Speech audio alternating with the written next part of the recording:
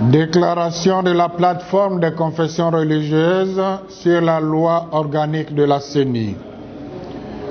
La plateforme des confessions religieuses suit avec beaucoup d'intérêt les échanges commencés au niveau de l'Assemblée nationale sur la proposition de loi du député Christophe Lutundula relative à l'organisation de la CENI. Nous encourageons les députés nationaux à traiter ces dossiers avec beaucoup de sérieux, en tenant compte des attentes de la population exprimées plusieurs fois par différentes organisations de la société civile, et à conclure dans le meilleur délai, afin de permettre aux composantes de finaliser le processus de désignation des membres du bureau de la CENI. C'est une occasion propice pour nous de rappeler que la finalité des réformes attendues d'urgence dans ces domaines, c'est de renforcer les mécanismes légaux susceptibles de garantir l'indépendance, la neutralité, l'impartialité de la CENI, de façon à rassurer tous les compétiteurs électoraux de la crédibilité des élections de 2023.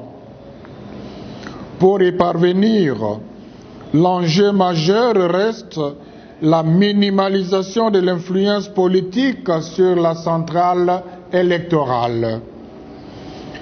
Ce qui est revenu dans les rapports de la quasi-totalité des composantes de la société civile qui ont abordé la question des réformes électorales en termes de dépolitisation de la CENI. C'est ce qu'a bien perçu le chef de l'État, le président Félix Antoine Tshisekedi Tshilombo, qui, dans l'esprit du consensus de Sun City, a fermement promis d'œuvrer en faveur d'une CENI tenue par la société civile. En vue d'atteindre les objectifs assignés, pour la désignation des membres de la CENI, nous encourageons l'option de la liberté des composantes à choisir leurs représentants à la CENI.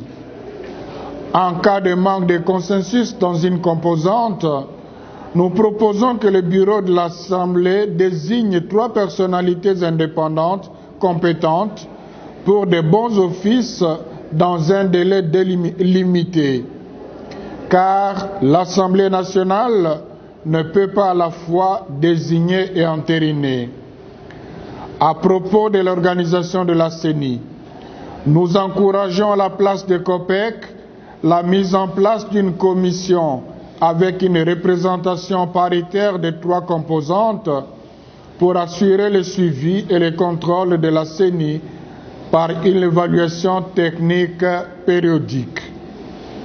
Compte tenu du rôle capital que joue le secrétariat exécutif national de la CENI, il convient que ce soit régi par la loi plutôt que de le laisser sous la dépendance totale du président de la CENI. Nous attendons un grand changement dans la composition du bureau de la CENI, où l'idéal serait que tous les membres soient issus de la société civile. Le minimum serait un bureau avec une répartition paritaire. Il convient d'éviter à tout prix un bureau contrôlé par une famille politique.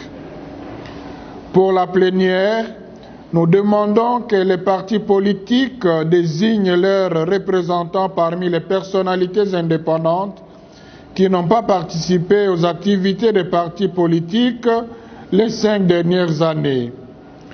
Le financement des élections reste la prérogative du gouvernement. Les autres sources, aussi nécessaires soient-elles, restent secondaires. La bonne réception des réformes en cours est un grand facteur pour l'apaisement des élections en 2023.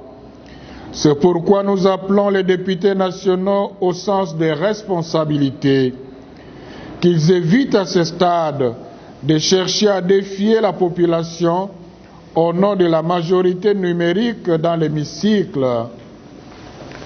Puisse la sagesse divine habiter les uns et les autres pour l'avènement d'un Congo nouveau.